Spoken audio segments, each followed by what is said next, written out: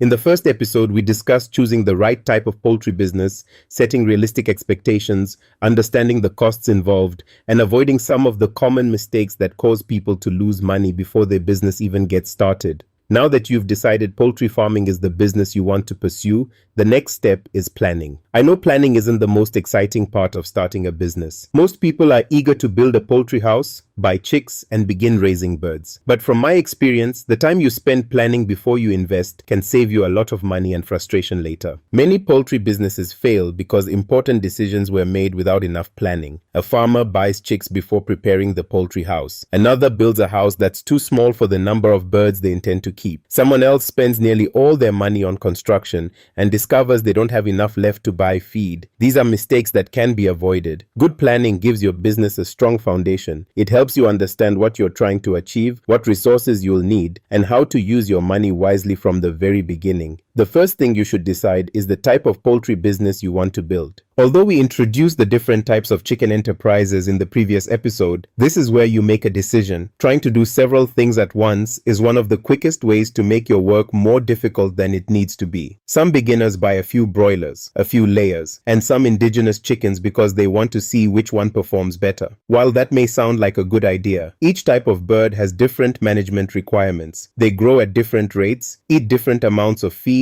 and serve different markets. Managing all of them together can become confusing, especially when you're still learning the basics. It's usually better to focus on one enterprise and learn how to manage it properly. Once you've gained experience and your business is stable, expanding into other areas becomes much easier. Your decision should be guided by your market rather than personal preference. For example, if there is strong demand for eggs in your area, layers may provide a good business opportunity. If restaurants, butcheries, or traders are constantly looking for meat birds, broilers may be a better option. In some communities, indigenous chickens command higher prices because many consumers prefer their taste. Understanding what your customers want is just as important as knowing how to raise the birds. A successful poultry farmer doesn't simply produce chickens, they produce what the market is willing to buy. Once you've chosen your business model, the next step is deciding how many birds to start with. This is another area where many beginners get into trouble. People often believe that starting with a larger flock automatically leads to bigger profits. In reality, larger flocks also require more feed, more space, more equipment, more working capital, and more daily management. If you can comfortably manage 100 birds, there is nothing wrong with starting there. In fact, many successful poultry farmers began with small flocks. They learned from each production cycle, improved their management, built relationships with customers, and gradually expanded their businesses using the profits they earned. Starting small doesn't mean thinking small. It simply gives you the opportunity to gain valuable experience while keeping your risks under control. As your experience grows and your management improves, increasing the size of your flock becomes a much safer decision. After deciding how many birds to keep, it's time to prepare your budget. This is where many people underestimate the true cost of starting a poultry business. Buying chicks is only one part of the investment. You'll need a suitable poultry house, feeders, drinkers, litter material, cleaning equipment, disinfectants, and depending on the age of the birds, brooding equipment and a reliable heat source. Feed should also be one of your biggest priorities because it represents the largest operating cost on most poultry farms. Then there are the smaller expenses that are easy to overlook: transport, water, electricity or fuel, repairs, vaccinations, and simple farm tools. One habit that will serve you well throughout your farming journey is writing everything down. Don't rely on memory. Prepare a list of everything you'll need before your birds arrive and estimate the cost of each item. You'll often discover expenses you hadn't considered, giving you the chance to adjust your plans before spending your money. To make this process much easier, I've created the Pro Planner, and you can download it using the link in the description. Instead of creating budgets manually, the Pro Planner allows you to simply enter the number of birds you plan to keep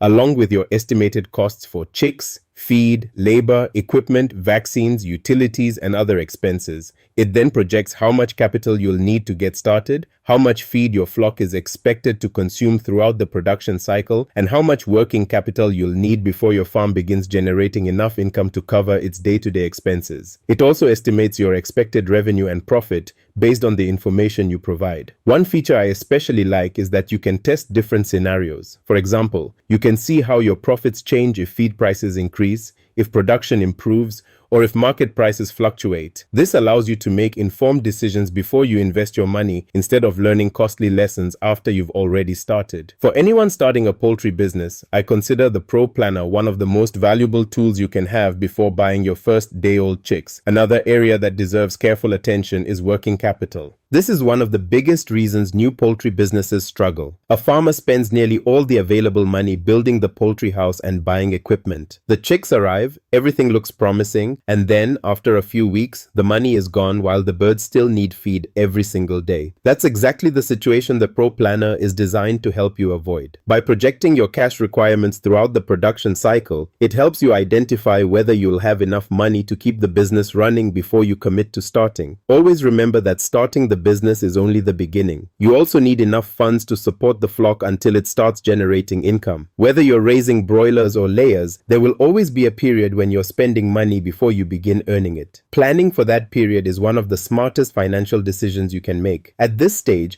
it's also helpful to put together a simple business plan. Don't let the words business plan intimidate you. You don't need a thick document filled with complicated financial projections. A simple, well-organized plan is more than enough to guide your decisions. Your business plan should clearly state the type of poultry enterprise you're starting, the number of birds you plan to keep, your estimated startup and operating costs, your expected sources of income, your target customers, and how you intend to market your products. Having these details written down makes decision-making much easier and gives you something to review as your business grows. It also allows you to compare your original plan with your actual results so you can identify what's working well and where improvements are needed. To save you time, I've also included a simple poultry business plan template, which you can download using the link in the description. You can customize it to fit your own farm and business goals instead of starting from scratch. If you're serious about starting poultry farming, I'd recommend getting both the Pro Planner and the business plan template before you buy your first day-old chicks. Together, they'll help you plan your investment more confidently, avoid common financial mistakes, and start your poultry business on a much stronger foundation. Finally, spend some time learning about your market before your birds are ready for sale. One mistake some farmers make is waiting until production is complete before looking for customers. Marketing should begin much earlier. Talk to egg traders, retailers, restaurants, butcheries, hotels, and people in your local community. Find out what products they buy, the quantities they need, and the prices they normally pay. Building these relationships before production gives you more confidence because you'll already have potential buyers by the time your birds or eggs are ready for the market. Planning may not feel as rewarding as seeing a house full of healthy chickens, but it's one of the reasons successful poultry farms stay in business year after year. When you take time to choose the right enterprise, start with a manageable flock, prepare a realistic budget, set aside enough working capital, and understand your market, you've already solved many of the problems that cause beginners to fail.